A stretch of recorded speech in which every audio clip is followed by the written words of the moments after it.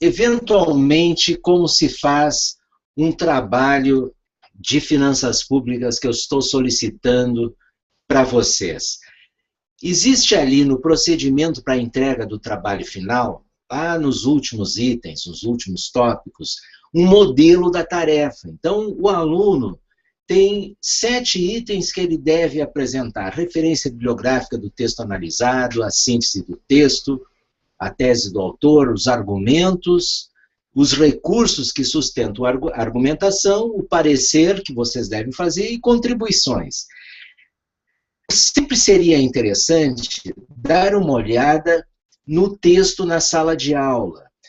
Esse texto aí, feito pela doutora Joceline e doutora Marisa, foram muito interessantes no momento que essas professoras apresentaram algumas etapas para organizar esquemas a partir de textos. Então, esses itens todos são esquemas que o aluno pode seguir e certamente ele vai ter um rendimento muito bom. Em primeiro lugar, passar os olhos no texto, identificar alguns sinais, o título, o subtítulo, as divisões de parágrafos, vai até o início, pegar as ilustrações ali, depois ver o meio do texto e chegar até as conclusões do texto. Então faz uma primeira leitura, né? Sem pressa, só para entender eventualmente as mensagens que estão ali.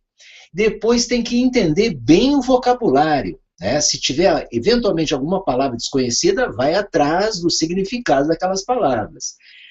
Seria interessante assinalar as palavras, expressões que não foram entendidas e sublinhar, fazer círculos justamente para que a gente marque aquelas etapas mais difíceis.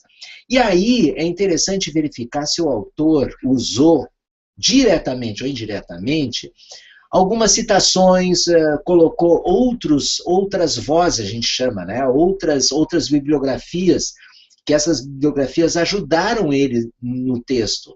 Aí, quer dizer, na realidade, o autor está tendo uma sustentação das coisas que ele quer afirmar, das mensagens que ele quer encaminhar, mas com a voz de outros autores. É interessante visualizar como é que o texto foi estruturado. A partir dali, a gente vai selecionar os argumentos usados pelo autor, os principais e também os secundários, e verificar a relação entre eles. E aí, fazendo uma releitura do texto, com todas as marcações, com as anotações, certamente a gente pode ter uma construção do texto.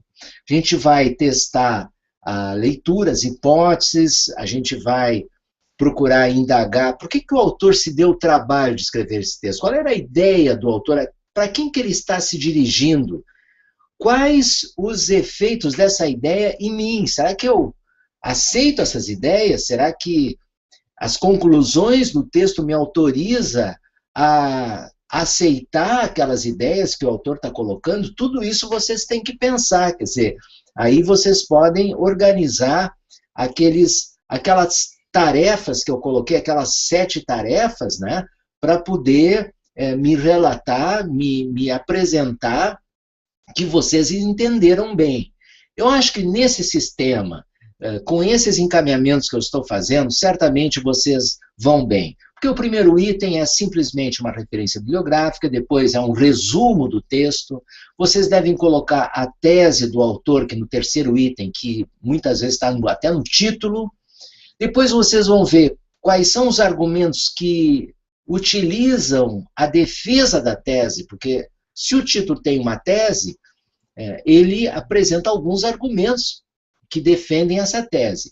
E depois, o quinto item é muito interessante, porque são os recursos que o autor está sustentando essa tese, sustentando a argumentação.